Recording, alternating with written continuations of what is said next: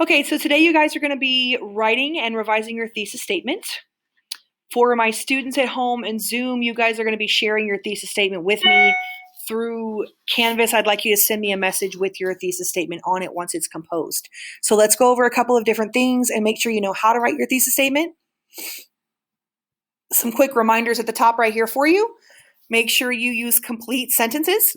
Your thesis statement can be 1 to 2 sentences. Avoid mentioning yourself in the paper. That should say, such as in this essay, I will. So you don't want to use first person in this essay. And you're going to make sure that your thesis includes a fact worth proving, not an opinion. So this should be a fact that you have figured out based on the research that you've done. So essentially, your thesis statement will be a direct answer to your driving question. And this is a really easy formula that you can follow right here while you're composing your thesis statement. There are 2 parts, and you may switch them if you would like one to become before the other one. If you want to do the answer first and then restate the question, you can definitely do that. So some examples right down here for you.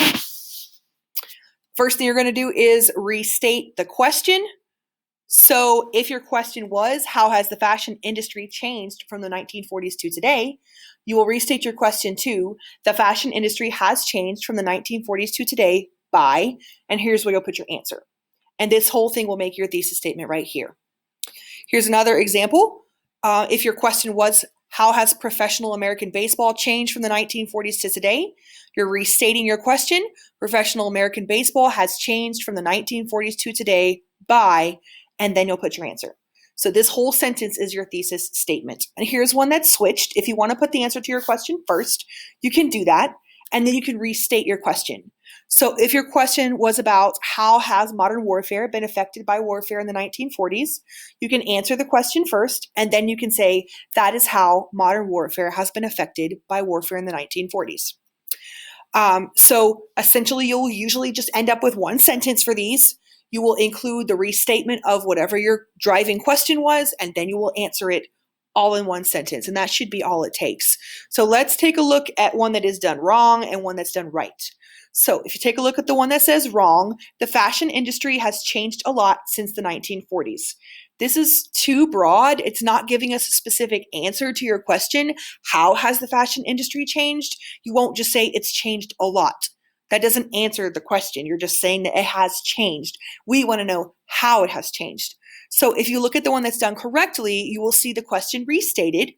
The fashion industry has changed since the 1940s by, and here's the answer to the question. And this is just an example that I came up with. So it has changed by creating a niche of modern day vintage clothing that emulates popular fashions from the time period. So this will be something I came up with after researching and finding that there's modern day vintage clothing that looks like 1940s clothing, and that now it's kind of a popular style or type of clothing that people purchase. So what you've got to do is figure out what is the answer to my question, and then restate your question and put your answer all in one sentence. And that is the sentence that you're going to send me. So if you are a Zoom student at home, you are going to compose a message to me in Canvas, and you're going to write your thesis statement in your message and send it directly to me. If you're a student in class, you'll be writing yours on a note card and sharing it with me in class. There are a few tests you can do to check and make sure your thesis statement is correct. So hopefully you'll put yes for each one of these. Let's check and see what you can look for. Have I drawn a conclusion and come up with an answer to my driving question that can be supported with concrete facts? Keep in mind, the rest of your essay will support your thesis statement using concrete facts that you're pulling from your research slides. So you want to make sure this is something concrete that answers your question and can be supported with facts. Is your thesis statement specific enough? For example, the example that's written wrong up here is not specific enough. It's very broad.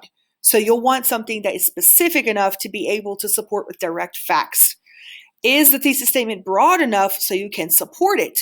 You want to make sure your thesis statement doesn't just cover one point that's in your essay. You want to make sure it covers a collection of ideas that you can directly support in the body of your paper. Okay, please message me if you have any further questions. Remember, if you're a Zoom student, you're sending me your message in Canvas that has your thesis statement on it for me to approve. I need to approve all thesis statements before we can continue writing any further. So in class, students will be writing it on a note card and checking in with me. Zoom students at home will be sending me that email through Canvas so I can approve your thesis statement.